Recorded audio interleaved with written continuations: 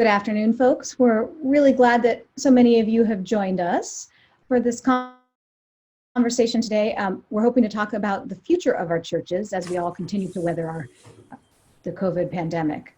I'm Lauralyn Lee. I'm a consultant that does planning with nonprofit institutions and churches. I've worked frequently, most recently in the Episcopal Diocese of Washington, both with the diocese itself and the Washington National Cathedral, and then also done some work with individual parishes. And I'm joined today by Mark Meyer from the Unstuck Group and Nathan Kirkpatrick from the Alban Institute at Duke University. Mark, do you want to take a moment to introduce yourself? Yeah, Mark Meyer, and I'm from South Bend, Indiana. So I am the Director of Church Revitalization for the Unstuck Group, which means that about half of my role is working with individual churches and parishes on strategic planning, visioning, what they're trying to do. And then the other half is really with networks, denominations, districts of churches and regions, and helping them with their planning process as well. Nathan. Thanks, Mark. As Lauralyn said, my name is Nathan Kirkpatrick. I'm the Managing Director of Alban at Duke Divinity School, where we try to combine practical wisdom with wise theology in ways that you can use. I also serve as the priest associate at the Episcopal Church of the Advocate in Chapel Hill. So everything I'm going to say to you, I have to live with them, which holds me accountable for all that follows. We're glad you're here. You know that there's a way of narrating this season in the life of the church around 4 questions. Early on, as stay-at-home orders were first issued, as we were adapting, the first question that I started to hear was, when will things go back to normal? When can we gather as church again? When can I go back to the corner restaurant? When can I resume my life as it was? As days of stay at home shifted into weeks of stay at home, the question also started to change. Instead of asking, when will things go back to normal? The question shifted to, will things go back to normal? And here we started asking, was it even possible to go back to the way it was? What businesses would survive and which wouldn't? Would our churches again gather? Would schools reopen in this academic year? Will things go back to normal? As weeks have now gone into months, I'm hearing a third question surface. The question from when will things go back to will things is now, what if things don't go back to normal? What if we don't go back there? And this question is both a mix of hope and loss, a mix of looking ahead to what might be, but also this still sense of grieving what we no longer have. As this goes on, the fourth question that is emerging is, what could our new future look like? Those of you who are familiar with change and transition process will hear in those 4 questions something that resembles William Bridges' work around how people adapt to change. Something about moving from an ending into a neutral zone, into a new beginning. Moving from that first stage of loss and grief, the awareness that we won't have Holy Week together, the awareness that our holiest days will be mediated or carried, translated to Zoom, Facebook Live, or pre-recorded on our church's websites, that sense of grief and disorientation at the beginning. But over time, that transition process shifts into a neutral zone, where our emotions are conflicting and confusing. We find ourselves looking back, but also looking ahead. We find ourselves wondering what might be, at the same time we grieve what we've lost. And then, of course, for those of you who know Bridges' model, you know that at the end comes this new beginning, this place where we start living into the future as it might be, this place that is both of hope and imagination, this place that offers us creativity and promise. Now, your presence today, the 91 of you who have joined us, suggests that you are asking this 4th question. Or you're at least starting to ask this 4th question. What could this new future look like? How do you do the work now that prepares your congregation for this new normal, even if we don't entirely know what this new normal will be? To be clear, this is a critically important question for congregations. After all, the strategic plan you wrote last fall assumed a different world. Even the vestry retreat that you held in February finished with priorities in hand that now, well, they probably need to be reconsidered. So, we're all asking questions about where from here. What does the future look like? How do we prepare our congregations to live and to lead in this new reality, to serve God's people now and into this future? Asking this question is a profoundly important act. It's not only hopeful or helpful, it's not just an exercise we do, it's actually an investment in re-engaging our members. It's a way that we invite people to recover the mission, to reclaim it for themselves, even in this season when we're not yet back together. But it holds out promise that what we can find together is what held us together before, and carry forward from that place. Lauralyn will help us think about what it means that these 4 questions are operative in the life of our congregation and how we lead in light of them. Thanks, Nathan. And folks, we'd really like to make this as much of a conversation as we can in this context. So we really intend to have a conversation about among ourselves. Would love to be informed by your questions and comments. So please do use the chat function throughout this conversation to send in your thoughts, and we'll work to incorporate them as we can. So as Nathan acknowledged, we are still very much in this stage of transition. And we're talking now, and because we're here, we're assuming that you're interested in the conversation about the future. In the context, while the transition is still very much underway, and while many of us individually, and very likely our colleagues, our lay leaders, our parishioners, are all on quite different stages of their own individual emotional journey. As many of you know even better than I from your pastoral training, these stages of grief, the transition that Nathan was talking about, they're not linear. So what a colleague that one day seems ready to go and eager to plan for the future, tomorrow may be talking about what it's going to be like to open the doors next Christmas. And in a very traditional way, that is. And so what we really are seeing is an emotional roller coaster with almost everybody we're working that mirrors the shifting sands beneath us. That creates a very chaotic time to lead and to manage, and certainly to plan. And I found myself humbled in my own work to try to have to remember this, and not to remember that not everybody is quite sitting in the same space I am when we enter the conversation together. And I anticipate that you as parish leaders may be finding that as well. I don't know that there's a right answer about how to approach it. I have found it's helpful to intentionally acknowledge the reality of that transition in somewhat a similar way that Nathan has done.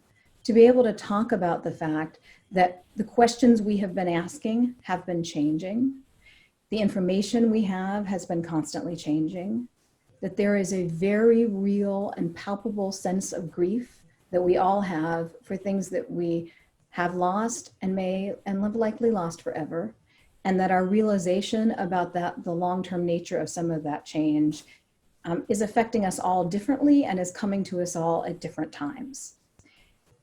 And being able just to acknowledge that and have that conversation, I find sometimes takes the temperature down in the room a little bit and gives people the space to start to think about where they are or where they need to be along that line.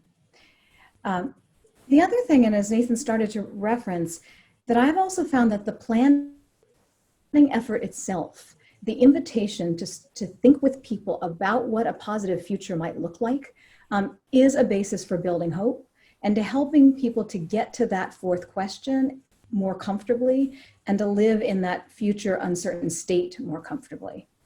And that I also found it helpful for me personally, and I've now shared, that there's basis in history for some of this optimism. I'm a regular listener to The Daily, the New York Times podcast, And Donald McNeil is a journalist who's done some unfortunately accurate reporting for them about what the trajectory of the pandemic would be. He was the first person who said we were going to run out of medical supplies and we were going to be closed for months and all kinds of things that we all hoped wouldn't be and now have been. And he was interviewed about what we could expect about the next couple of years. 27 of 30 minutes of that is really depressing, if interesting listening. But the last 3 minutes are really heartening, because he talks about the times that after the society has gone through really difficult periods, World War II or World War I, we've seen really promising social periods emerge, booming economies, times of great social policy change, things like the GI Bill and the Civil Rights era, and really productive attitudes among generations that I think could be really helpful for our churches.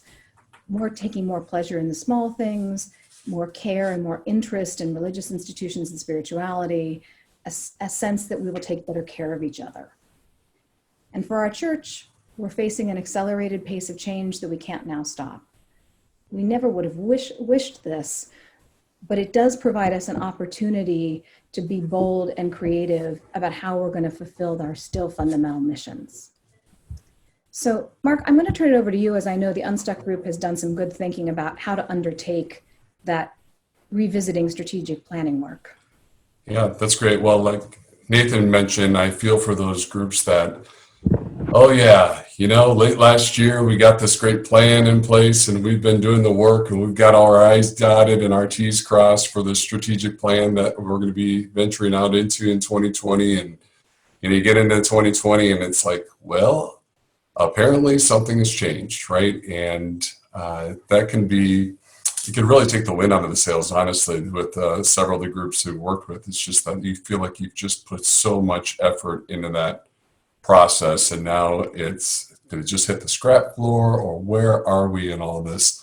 And there's a few things that I want to touch on, and these may seem cliche, but I will give a little definition, but really around mission, vision, and strategies. So our mission, as you know, answers the question, why do we exist?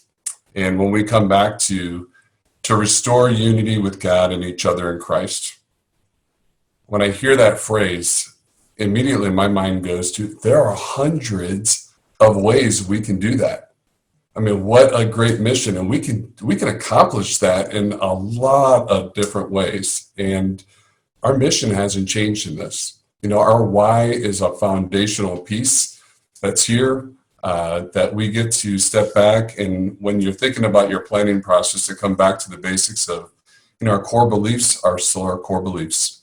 Our mission is still foundational of where we're at. Now, our vision, when we facilitate the vision process, a lot of people have different definitions around that. Sometimes it's whatever book you read last week that, you think that you have to create a different vision statement. But for us, it's what will our parish look like in the next 3 to 5 years? If we have some date on the horizon of 2025, that this is where we're headed.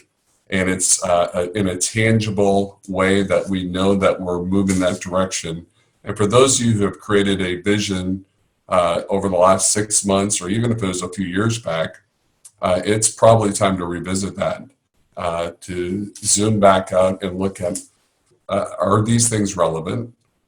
Which things do we need to reshape? It probably doesn't all need to hit the editing floor. In some cases, it just may be a few tweaks. There's some nuances to online engagement and what may be happening in the digital space that we want to bring greater clarity to. But to spend some time in rethinking, where are we headed and what does that look like over the next 3 to 5 years? I'm assuming that's in place, but it would warrant revisiting some of those line items and the things that have occurred there. Again, some of those things and those changes may be pretty small edits and it may not be overwhelming, but the place where I think there is the stickiest and the place where we're struggling the most is really the strategies. And strategies are really, how are we accomplishing our mission and how are we taking steps toward that vision?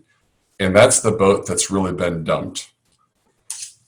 When our strategy was rooted in a building, as an example, Well, that's a little bit difficult right now. When our strategy was rooted in, hey, we're going to get a large group of people together and have this experience together that we're going to do every Sunday. It's going to be great. We've been able to do that for years, and it's been part of our how in accomplishing our mission. And now, well, we can't get together in large group gatherings anymore. And this is this place of unease. And there's a couple of responses that we've seen that one, I think, leads us to a good path, and another that may not be helpful. There's a sentiment that's out there. It's like, when can we just get back?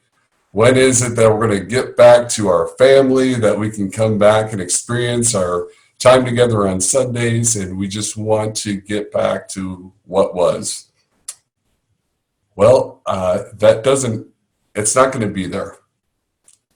That has moved and that has changed. And I would think at best, if you were to even fast forward in the greatest scenario of a year from now or 2 years from now, there may be a shadow of that that can exist, but there are elements of that are simply not just coming. They're just not going to come back.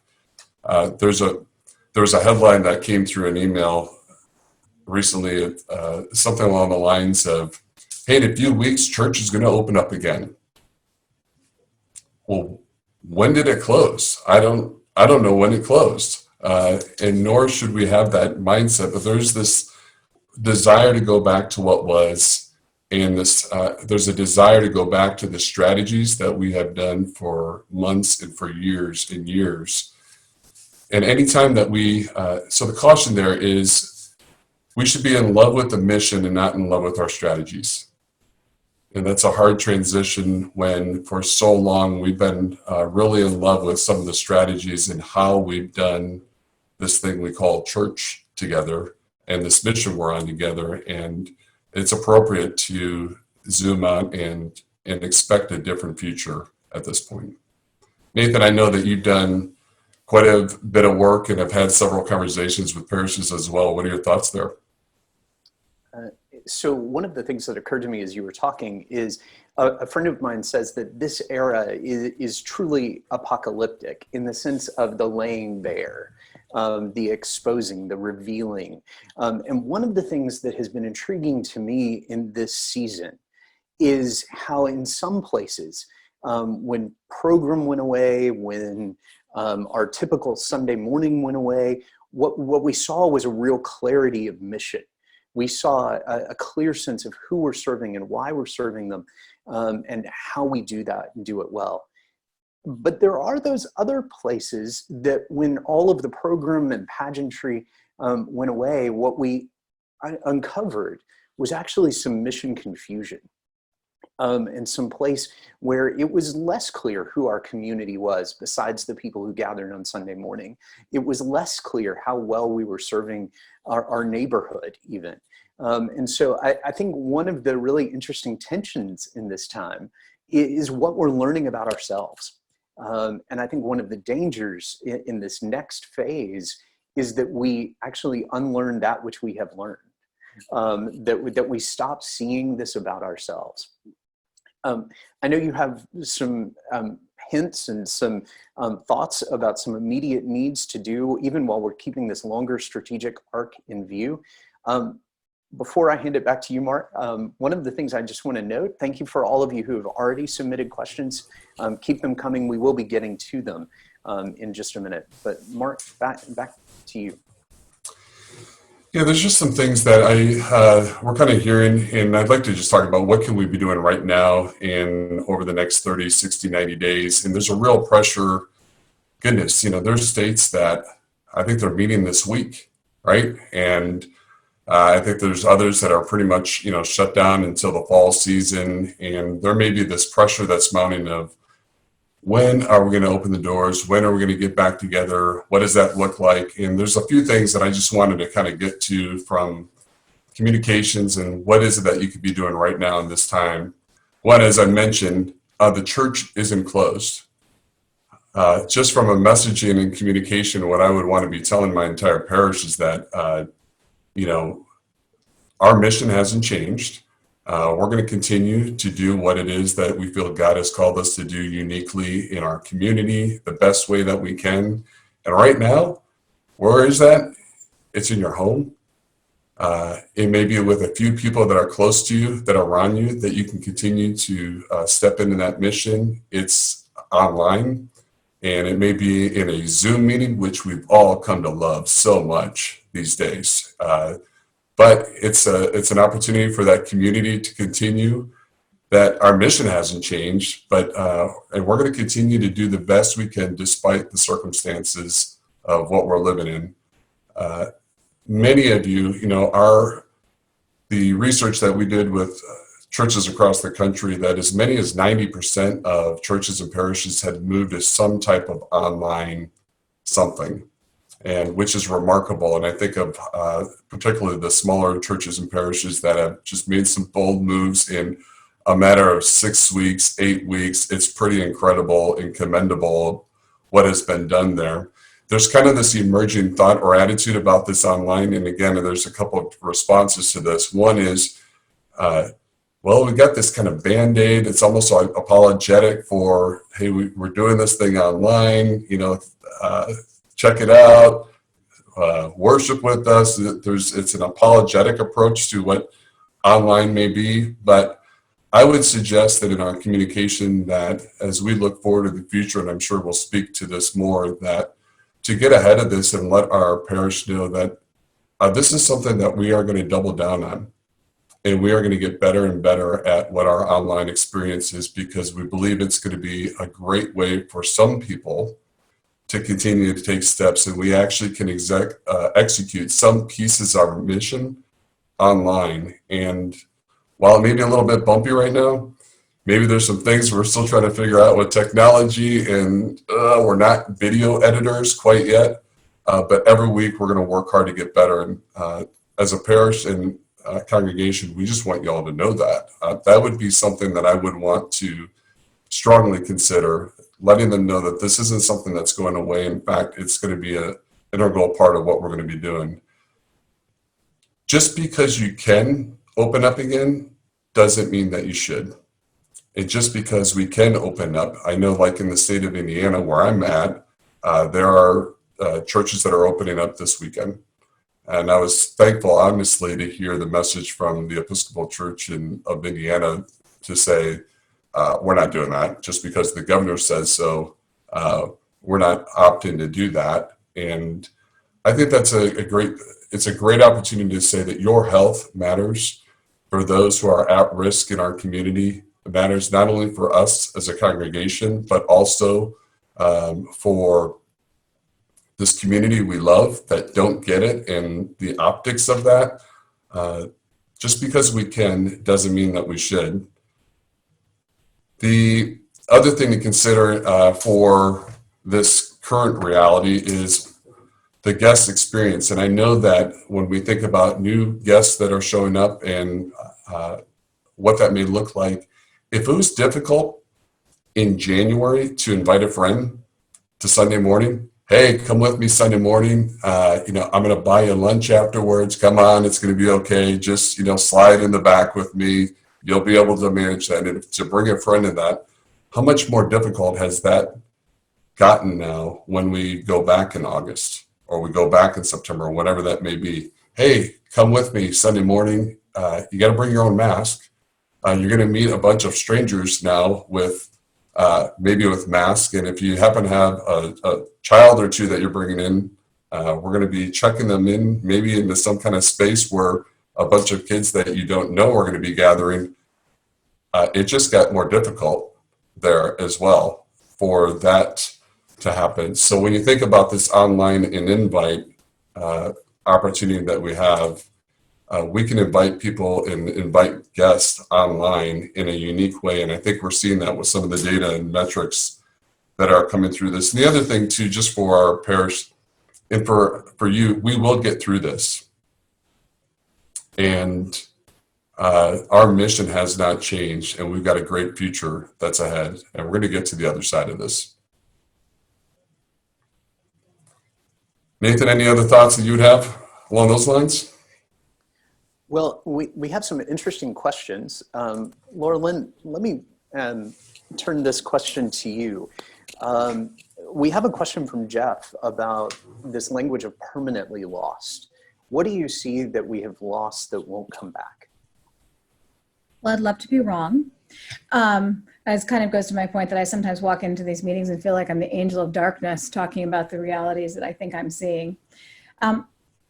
We may be fortunate as SEEP institutions to not lose as much as of the traditional church life as some of our peer parishes will. But I think what I do think when I talk about permanent loss is a couple of things that I think we'll see. One is I think the economic impact of this crisis is such that it's going to call the question for some of our more economically unstable parishes to really have to ask the hard questions about long-term sustainability, about whether or not it makes sense to consider merging, selling buildings, making some of the really hard choices that we have deferred making. And so I think for some parishes, it will mean permanent change. And I think it will accelerate the decisions around that change. The things that we may have been able to eke ourselves out for a decade, now the question will really be called. So that I think we'll see that kind of immediate stark change. I also, though, tend to think kind of along the lines of what Mark was saying, I think we're going to see some long-term change societally about how people interact online and interact in person. So in the near term, when we are all allowed to be together in person again, it's not clear that we're going to be able to shake hands or see each other without masks or be in big groups. After we spend a fair amount of time building our awareness around, the safety issues about that, I think we'll see some change in the way people relate to each other. I think it may mean, as Nathan wrote rather beautifully recently, that we hug those we love even tighter and even more often. But I also think it could mean people are less inclined to do the types of big gatherings that we have anticipated. And I hope what we will see is a greater appetite for and a greater seeking for spiritual life, for spiritual guidance, for what our churches can offer, both for the traditional spirituality our Episcopal churches have offered, but also for the community that we offer, for the social justice work that we do. And I think we're already seeing really positive signs of that in just these early days. And so I'd love to see that kind of long-term change too, although I wouldn't consider it a loss. Mark, are there things that you see as being sort of lost forever, besides what you've named already? I think, the statement of whatever was a pattern or trend before this all happened has been accelerated and is going to continue. And so what Lauralyn was referring to in some of those areas, that those things have been accelerated. I think about in January, if somebody were to say, hey, why don't you have someone buy your groceries for you?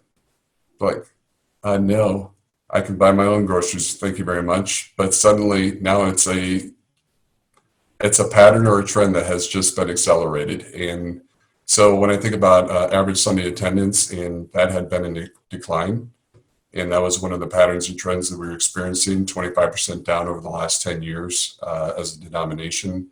That pattern or trend, I think, we're going to see increase in there. Part of that's the large gatherings. And the shift is going to need to come from thinking about just Sunday morning to engagement throughout the week, and some unique things that we could be doing that are opportunities that come from that as well. Thanks, Mark. I also want to name the things that may not be permanent losses, but that wound deeply. Right now, this loss of music and singing, I mean, some of the hallmarks of Anglican spirituality and Anglican worship that we're finding ourselves having to reimagine or translate into this space, even though it won't always be this way, we hope. There are those things. I can't wait to hear a choir sing again, or the organ thunder under my feet. And so I think there are those temporary changes, but those losses are deep and real, and to acknowledge those along the way. Bill asks a question about, will there be a consolidation as a result of smaller churches becoming unviable? I think it's a really interesting question. I'll offer my opinion and then we'll see what Mark and Lauralyn have to say. You know, there was research that came out several years ago about 30 to 40% of congregations will close in the next 30 years, which was a demographic statement, not a missional one, that actually in denominations we were aging out. I think there are small congregations that in this season have found renewed mission and renewed missional energy. And so I don't think it's a function of size. I think it's a question about agility and nimbleness. There are some large systems that actually haven't adapted to this moment. And so I don't think the congregations will lose, will all be at the small end of the spectrum. I think there are larger congregations where people will have frankly drifted away in this season, and without a robust re-engagement strategy to bring people back into community, I think there are some larger congregations that will face, shall we say, difficult seas ahead. Lauralyn, Mark, thoughts on small membership congregations? So Nathan, I agree with everything you said. I think that I don't necessarily think it will. I think there is some opportunity for some small congregations for whom community is very strong, that in this season, this is a real opportunity space.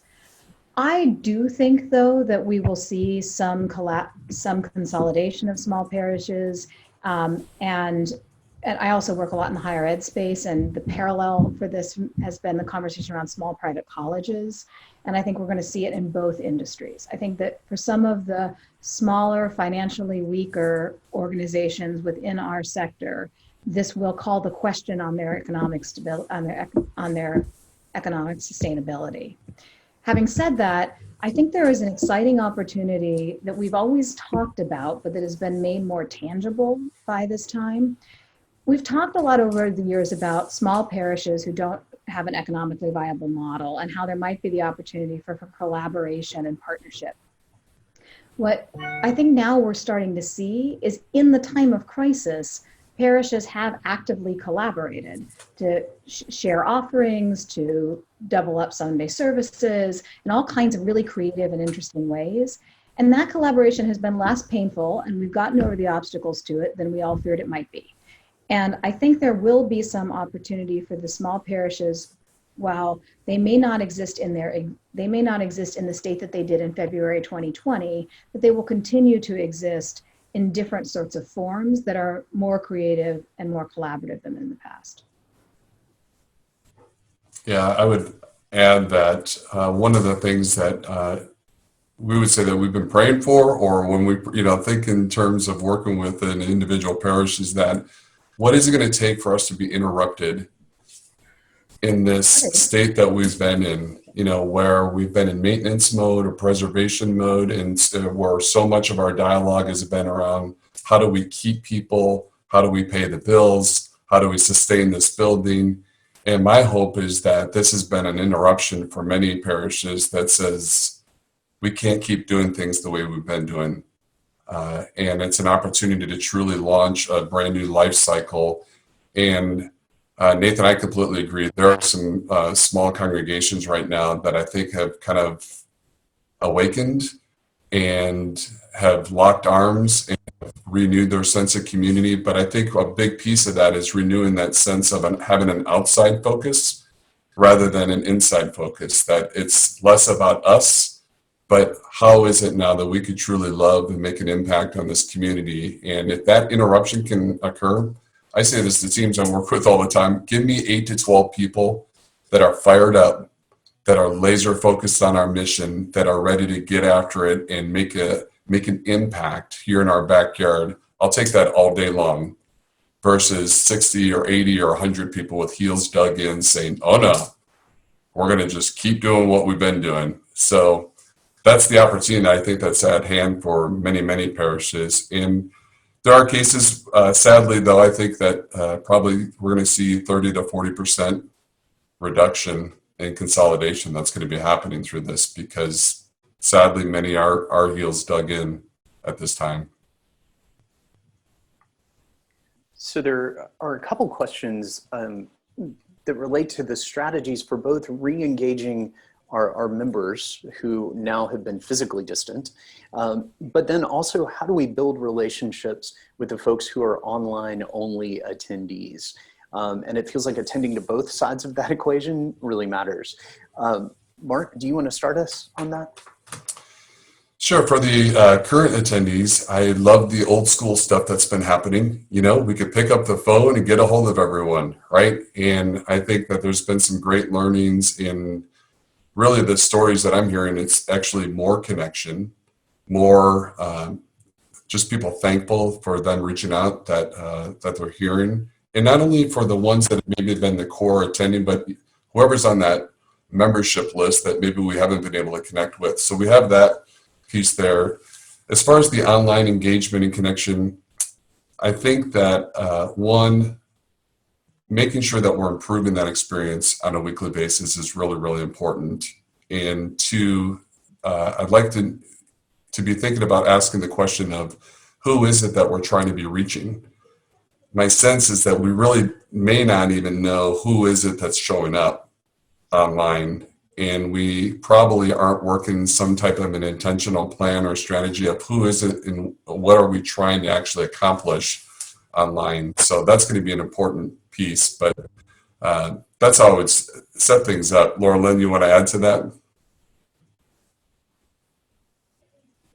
Sorry, my daughters are having piano lessons in the background, so I was trying to spare you all the that bit of reality. Yeah, I think I would just second Mark's 2 points that Mark made. One is that I think an awful lot about work around re-engaging our existing communities is not really rocket science. It's the sort of back to basics, building the relationship stuff. And a lot of parishes have been doing a good job about that. You know, phone trees and smaller Zoom meetings and ongoing parish activities where there's an online presence. We know there's a certain percentage of our parish that aren't part of that. And I think using that active lay group right now as kind of an army to go back out and re-engage those folks who have always been part of our community and just rebuild those relationships and those networks is, you know, a not super exotic strategy, but it works. And I think that focus on relationships will really serve that piece. I am also really eager to see how there's a couple questions I've seen go in about effective online engagement. I wish I had all the answers to that one, but what I am really confident about is there are lots of people out there right now working really hard to, who have expertise that I don't, about how to really do that. I would say in the higher ed space, I don't think I've seen more creative activity at any other time in my career of people thinking about how to do effective online teaching and learning and engagement. In the education space, we're all going to have to do that really well. And that stuff's going to be quite transferable to churches and parishes. And so I'm eager to see how we can start to cross-fertilize some of what's happening in different industries to make just to use the tools of engagement to do what we already naturally do. We have a question from Margaret, which acknowledges the digital divide, even in our congregations. And so I just want to underscore something that I heard both Mark and Lauralyn say about reclaiming some of these old practices, phone trees, the kind of letter writing campaigns so that people still feel close, and actually getting a keen sense of who have we attracted in this season and who have we left behind, and holding both of those lists ever before us. One of the other questions we have just gotten is a question about the polarization of the pandemic, which is an interesting strategic question about the sort of freedom, on the one hand, the sort of freedom argument versus the fear argument versus public health concerns, all of those questions. Do you have thoughts on that, Lauralyn or Mike? Nathan, I'd be interested in yours too. Mark, you touched this on a little bit when you were talking about the decision by the Episcopal Diocese in Indiana to stay closed even when the governor had created the opportunity to be open. I think it's really dicey, honestly. And Bishop Butta gave a really beautiful sermon at the National Cathedral on Sunday that I would commend to those of you who like to read sermons like me. But one of the things she talked about was the real need for us to step above the politics here. And as we think about, her sermon was called The Masterclass in Grief. And it was talking about how we're all being taught to grieve and I'm going to not do it the right service, but let me use the point that I wanted to talk about. Her point on stepping above the politics really was that we can best focus this grief and this time of transition if we do it in the way of love. And if we talk about Jesus and we bring people to Christ in the way of love in an invitation. And I think that to the extent, I guess my own view is to the extent that we can talk above the politics when we talk about opening our churches. First of all, to Mark's point, our churches are not closed. And we are continuing to offer our churches and their services to folks in the opportunity to bring Jesus's love and Jesus's guidance to our communities at this critical time. And then I think just right coming back down to, we want to keep everybody safe. And we're going to do what we think we have to do to keep everybody safe.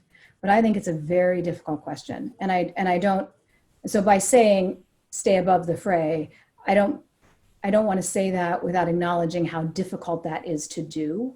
I do think it's challenging, but I think to the extent that I guess my bottom line is, to the extent that you're able to frame it in the religious tradition that is authentic and fundamental to our mission and about people's public own health and safety, that seems to be the best path forward in a difficult context. I welcome other thoughts.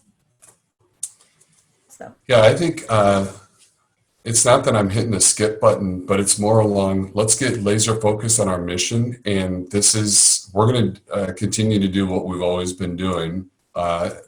We can't certainly do it live and in person and meet that way, but we are going to love people extremely well, and we can do this online.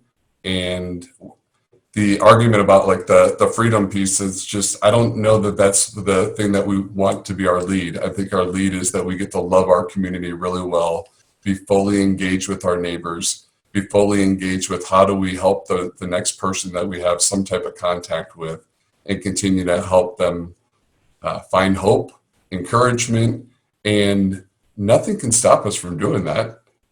Nothing can stop us from continuing to, we actually have a vast audience that's connected and online that we get to bring hope and encouragement every day now, 24/7 online. Nothing is stopping this mission. So therefore, we don't have to have an urgency of running back to opening our doors either, because we have not closed. We get to fully engage at the individual level, in our neighborhoods, online. And you know what? Sometime we're going to be able to do something live again. You know, we might have some masks, might have some gloves, might have some things that are happening there, but we're not stopped. We're not paused. This is a great opportunity to lean in and actually gain ground in mission. When we are forced to stretch, as difficult and as exhausting as it is, someday my hope is that 6 months from now, 12 months from now, we're looking back on this and like, and that was one of the toughest periods we've had to live through, but look at what has come on the other side of this. Look at these new doors that have opened up. So I love the idea that we can continue to step into the season and get after it. So I think one of the great gifts, of course, of the gospel is that it frustrates every question that comes to it. This is part of what we see in Jesus's ministry, right? Again and again, he takes the given question, turns it on its head, and hands it back. I think this is a place where accepting the quote unquote terms of the debate as it is carried out around us is actually unhelpful for us. Because in fact, our compassion is with both the small business owner and the parent and the person in the nursing home. Our concern is, of course, with the person without health insurance and the person going without food and the person who's watching their dream die. And so how it is that we actually reject the sort of, it's either freedom or fear, it's either freedom or healthcare. And actually we make the question as complicated as it is. And then say, actually the concerns of the gospel, the heartbeat of God is for all of these people. And so it's not as easy as the either or. I know that's not always a terribly satisfying pastoral answer, but it rings of the gospel, I hope. So we have a couple questions.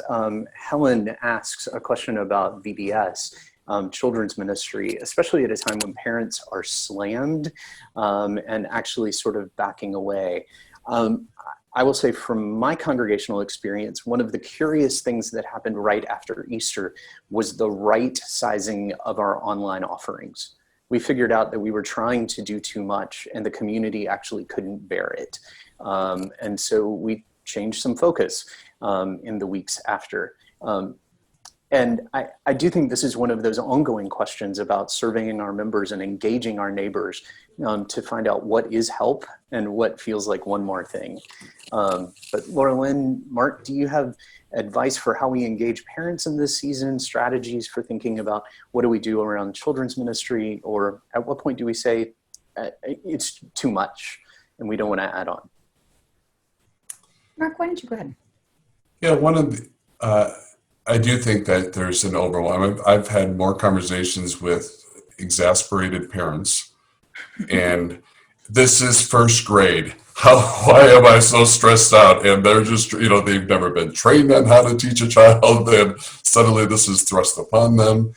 I think a win in speaking with some people that are engaged with family ministry is one, understand the question and ask the parents and engage them what would be most helpful of how can we best partner with you in with your little ones, right? And a couple examples of cool things that I've seen is a Zoom meeting, not for the kids, but for the parents, just to vent.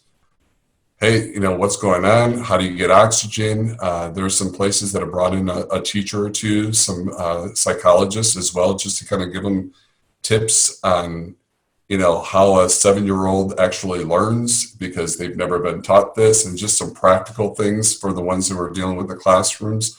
And when I think about just spiritual development, what is there one good truth that we can try to empower parents with to think about for the week? And that could be a 2 to 4 minute video just on here's the one simple thought or idea to ask these 2 questions of your kids this week. And have that dialogue and give it to them in bite-sized chunks. And personally, I can't imagine VBS programs happening this summer. But less is more, and bring oxygen and space rather than more programs and activities. Yeah, I would second that. I've seen the parent support stuff work really well. Sort of, the moms group kind of meetings have overwhelming participation at the moment, and tips for sort of, put your own oxygen mask on first kind of things, I think have been really helpful. Parent education stuff has been really helpful. I know this does not answer the question about how to do youth ministry. I think one of the hardest things to do right now is education for younger children. So when you talk about sort of 9th grade and above, those kids, and maybe even into middle school, those kids are pretty nimble and able to sit and do online education. Little kids it's really tough. And that means it's tougher to do Bible study with them too. I do think I've seen some examples of very simple projects with things that people can have in the home, so that your youth Bible study class is happening, but it's happening co-led by a willing teacher. So we're not imposing the teaching on the parents, but then we all do a craft together on Zoom. And it's not perfect, but it is something. And I think, frankly, we're going to see the youth education stuff pick up in person faster. And I think we'll see younger kids' education pick up faster for these reasons. Nancy tells us that her church hosts a wine and wine for young parents. WINE and WHINE for young parents. So that's a ministry out there. We have a couple questions about folks that have gone online. They have people without internet access. They're delivering sermons, but now there's some question about whether that's keeping people away from watching the service online. And then the sort of related question is, are there things we should be offering in the online space that would supplement online services? And how should we be thinking about that? Mark? Well, a couple things. This is just a story again I love the storytelling that happens for different areas, but there's been some youth and some next generation individuals that have jumped in and have helped the older generation in some cases connect to the technology. So it's intimidating. I've got an 81 and 82-year-old parent, and I get frustrated with them because, it's like, Dad, are you willing to learn anything? Can you push 3 buttons? But there's been some great stories of youth coming alongside and walking them through it over the phone, just on tell me what you have, and what a great engagement that's been to help them connect with the technology. The online space, this may be a bit of a sidebar, but I think it's important to state.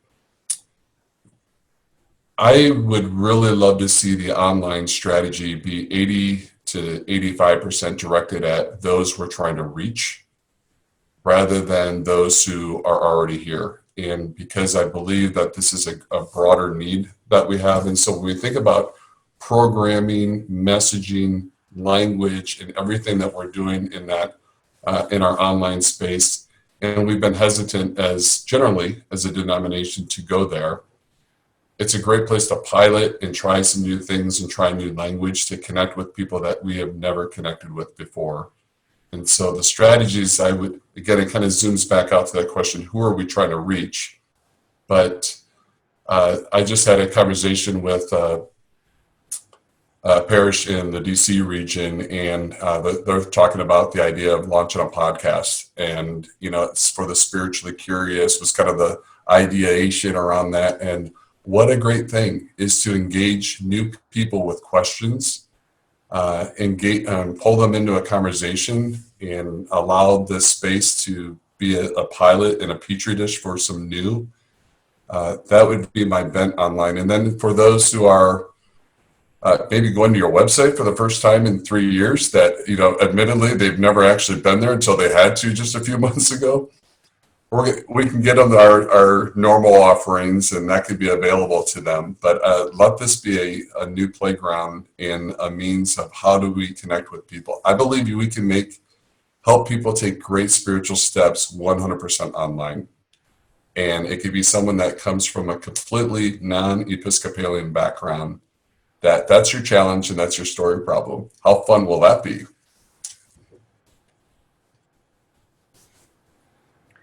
So we have a couple questions around analytics. How do we think about measuring our online engagement?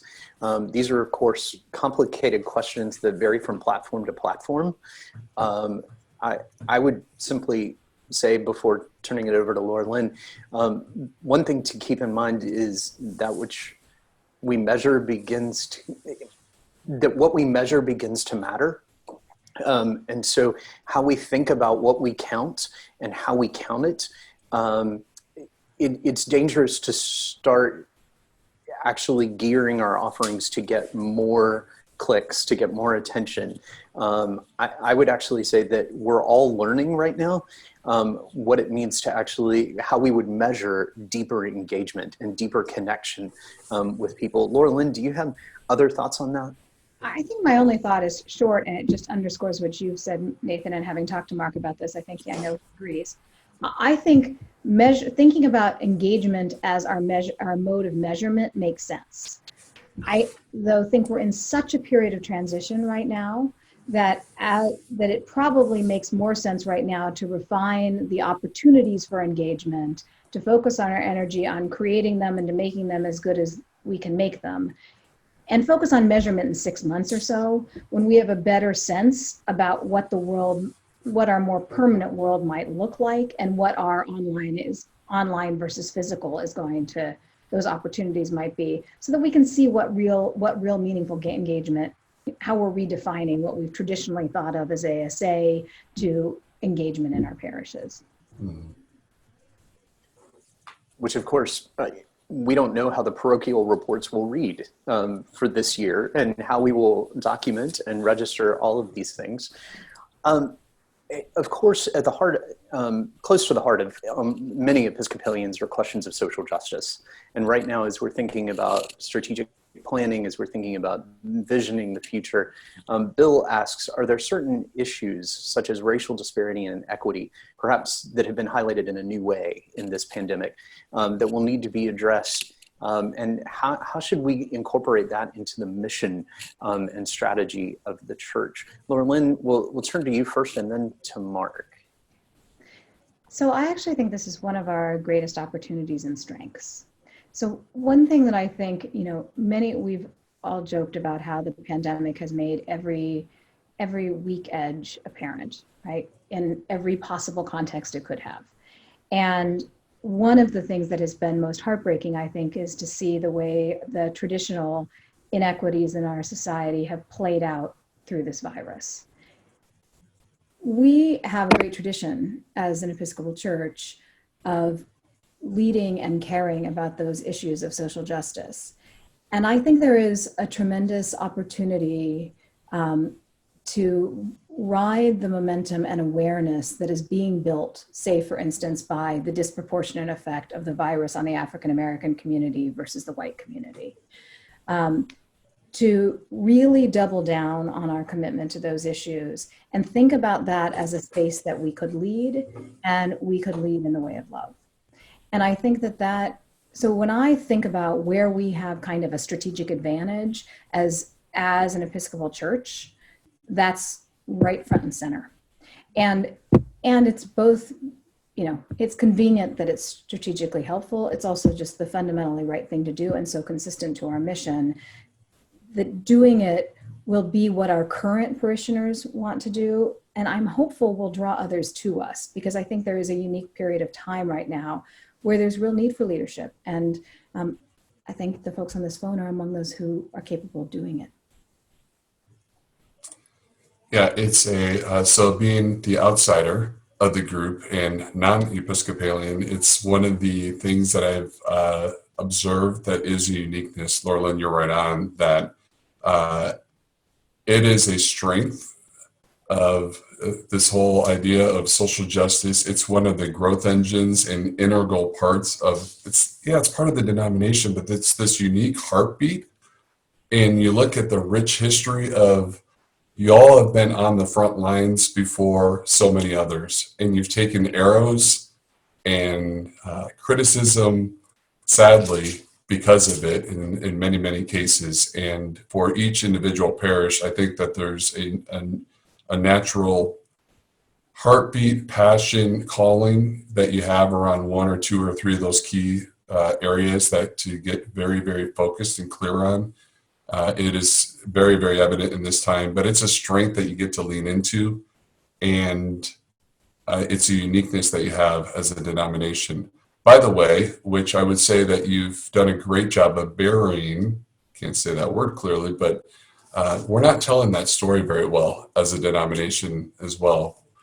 We lead with a lot of complexity and words, and it's hard to wade through what is an Episcopalian and the social justice storytelling that gets lost sometimes, and having to wade through that as an outsider coming in is something that is a great opportunity looking ahead as well. So you're going to do. I really see the denomination being on the front lines of this in the months ahead, like you've always been. So one of the things I want to celebrate is actually the agility we have seen in congregations, the innovative spirit, the commitment of our lay and clergy leaders to serve their congregations, their communities, and the wider world. And I think, Mark, Lauralyn, exactly what you're pointing to. If we can combine that sort of innovative agility that we have found in these moments with the depth of our commitments, that actually it gives us a new invitation to the world. And it actually lets us reintroduce ourselves in some ways beyond just a colleague said yesterday, beyond stained glass, stone, and sterling, that what we actually get to do is reintroduce the Episcopal Church to the country and to the world, and to say that these are things that are near to our heart because we believe that they're near to the heart of God. And so we can align around that mission now in a new and nimble way. So I think it's an exciting time. One sort of last question. I know, Mark, Lauralyn, we had talked about ending on the Episcopal Church note. One of the questions that's on my mind that I want your wisdom on, how do leaders sustain themselves in this season? With the rate of change, with all that we're experiencing, this nimbleness comes at a high personal cost. What advice would you offer to the leaders who are listening? Well, I come back to less is more, and there's maybe an early panic or a need to feel like we had to spin up a lot of new stuff and get these things rolling. There's one individual that I spoke with recently that was doing a Facebook Live chat at 9 a.m. and 9 p.m. every day. Well, that's not sustainable. I mean, you can't do that, and sometimes there are things that to allow yourself to put some things down and focus on what are the 3 things that we can do would be really helpful if you feel the pressure that we're over-programmed in trying to do too much. And that's one thing. The other thing that I would say is true is that if you're not healthy as the leader of your parish, it's got to trickle down that it's going to ultimately impact everybody that's around you. And so if you need to hit a pause button or hit a timeout, that your health is really, really important to make sure that you're still taking a day off every week. In that rhythm should be happening. Where you're at in your own spiritual journey may seem odd, but I know many clergy sometimes that's a thing that gets skipped, to just get centered and to breathe and to make sure that you're spending that time, whatever that looks like for you personally, and to step back and put those key important rocks in place first. And some of these other things are going to crash, and honestly, most of them probably don't matter. Yeah. So Nathan, I think that's an important question, and I'd echo all of what Mark said. I think it is important to remember that this is a marathon, not a sprint. And it's a marathon that started seeming with the assumption that it would be a sprint. So that actually means an intentional moment of saying, this is a long game now, and I need to be sure that I'm taking some care of myself. And for many of us, I know the instinct is to just keep pushing and pushing and pushing to do this. But the kind of work we have been talking about only happens if you let yourself have the space to connect with your own spirituality, to get some sleep, to get some exercise, to take a walk, to spend some time with your family. You sort of have to have that recharge. And, hearkening back to I'm a person driven by guilt.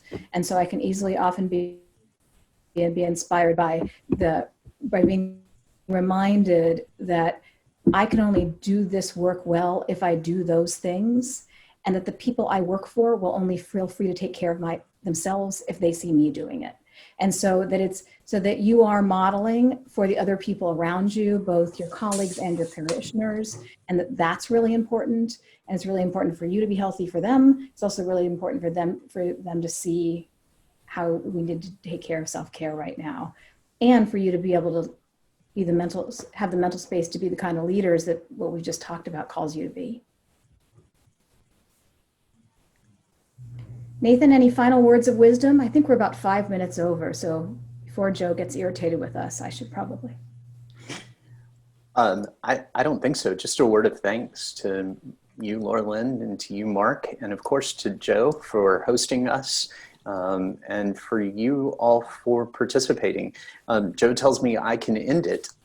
So on behalf of Steep Network, thanks for being with us on a Thursday afternoon or for watching the recording.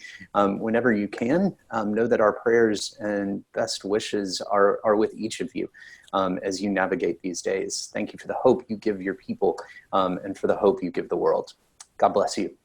God bless you. Thank you all. Thank you all.